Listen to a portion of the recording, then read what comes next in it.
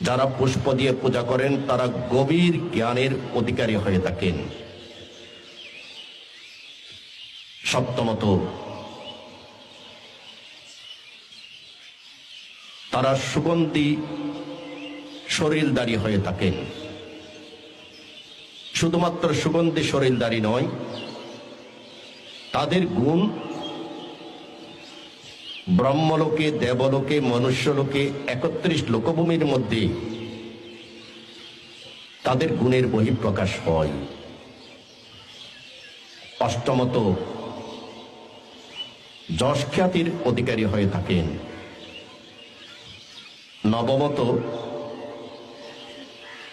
যারা ত্রিরত্নকে পুষ্প দিয়ে পূজা করেন তারা পারমিবান, পুণ্যবান, জ্ঞানী,